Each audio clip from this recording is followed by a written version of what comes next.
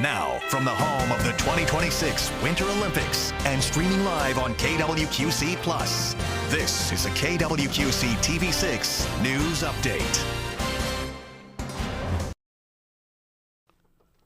All right, it's halftime. Thanks for joining us here for an update. I'm Kyle Dickens along with Joey Danya here. And Joey, it's been quite a game here. Actually, we've got a game to watch. It's been a little tight on the score. And what's some analysis you've got here watching it so far? What's your thoughts? Yeah, well, if you like defense and punting, This is the game for you. So far, 11 combined possessions for the Seahawks and Patriots, 8 punts, 3 field goals for the Seahawks. They're leading 9-0 at halftime. We knew both of these defenses had been among the NFL's very best throughout the season, and it obviously was very evident that both teams really expected to lean on their defenses to provide a path to victory. Now that the Seahawks are up by 9 points, they can really lean into that plan.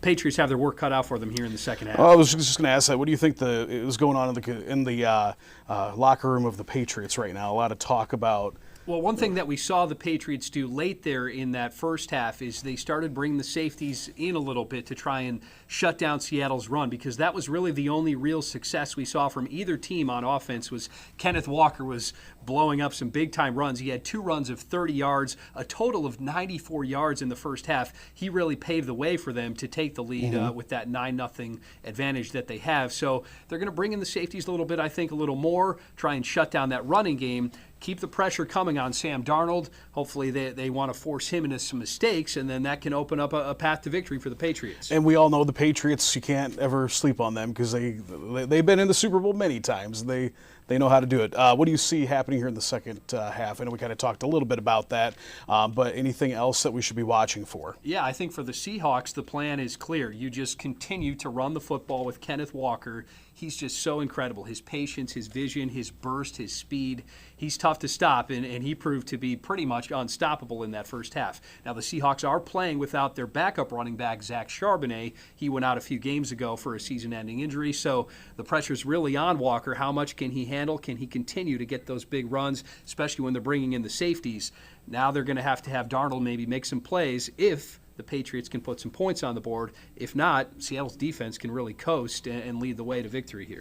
Yeah, we'll be watching it. Any good commercials you've seen or anything of note there in the commercial front? Yeah, it's funny watching a Super Bowl when you're working. Yeah. What I've been doing is I've been watching the game, and then during the commercials, I'm taking notes, working on some other things for the 10 o'clock show. But I did catch a couple commercials, and the one that I really enjoyed, it was a real throwback to some of the greatest 90s sitcoms of all time, and just 90s nostalgia. They had a Dunkin' Donuts commercial. I mean, the star power that they had in that commercial. They had Jennifer Aniston, Joey from Friends, both were in there. They had Jason Alexander from Seinfeld. Yeah, Seinfeld, Ben Affleck, and then Tom Brady made a cameo at the end. It was very well done. Yeah, that's good placement there with Tom Brady. And hey, you too. We're streaming on Facebook right now too, along with our KWQC Plus app. Let us know. I'm interested to see what some of the favorites are so far. It's always a favorite of mine is not only the teams to watch the sport, but also those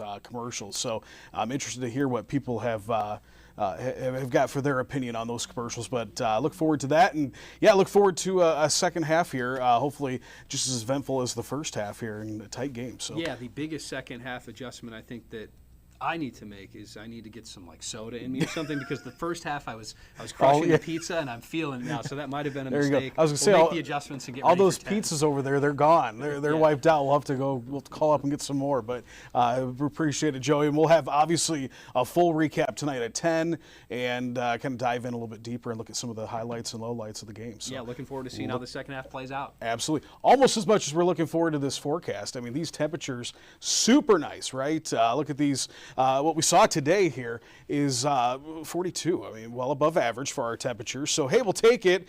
And it's par for the course because we've got even warmer weather on tap for us. It is nice tonight, 32 degrees right now in Burlington. Southeast wind helping usher in some of that warmer air.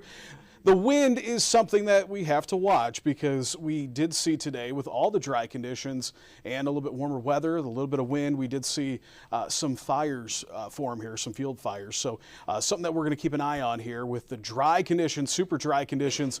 That is certainly something that we'll be watching here. I believe will become an issue over the coming days, especially with the warmer weather. Satellite radar shows nothing. We're in a big hole of nothing. We got a little disturbance off to the northwest. Not much to worry about. It'll bring some cloud cover in once we get into the evening hours. 25 right now in Galena. It's 28 in Princeton, Kewanee, 31 in Galesburg, 32 in Burlington, 34 Iowa City, Muscatine, and 27 right now Washington, 30 in Maquoketa. Here's what we're tracking over the next couple days. Mild is probably putting it lightly. We're going to be in the 50s come tomorrow and Tuesday. I can't wait. It is absolutely going to be spectacular weather here, well above average on the temperatures. We're going to drop to the 40s, though, once we get to the middle of the week. Flurries are possible. Yeah, folks, unfortunately, winter weather is not quite over yet, but that's not till we get to the end of the week. Let's enjoy what we have in front of us here. It's going to be a pleasant night tonight, 20s for lows, with a few clouds building in. A little bit cloudier tomorrow, not as much sunshine, but still we'll get temperatures up into the upper 40s, maybe touching 50 as well. We're forecasting a high temperature of 51 degrees for Monday, 50 on Tuesday. We're going to drop back a little bit here on Wednesday. A weak disturbance, light chances of rain, maybe some snow mixing in once we get to Thursday, clearing out Friday. And Saturday we'll have to watch a disturbance that moves in. I'm not terribly concerned about it, but it is something that nonetheless we're going to keep an eye out for it as we could see some active weather return once we get towards the weekend, and that is something that we'll be watching. So, and to all you winter lovers, on the back end of this, it does look like things will become a little bit more active. So yeah, while we'll enjoy the warm temperatures for now, it is certainly going to be something that we're going to keep an eye on because we all know how winter works around here, and this is just a little tease, but we'll take it. Enjoy the next couple days of the warmer weather. So that is the latest here. It's halftime. Again, we'll be back with more on the Olympics, on the Super Bowl, and all the local news, weather, and sports you need. Coming up tonight on your news at 10. That'll be after the Olympics. Stay with us. We'll keep you updated here throughout the evening.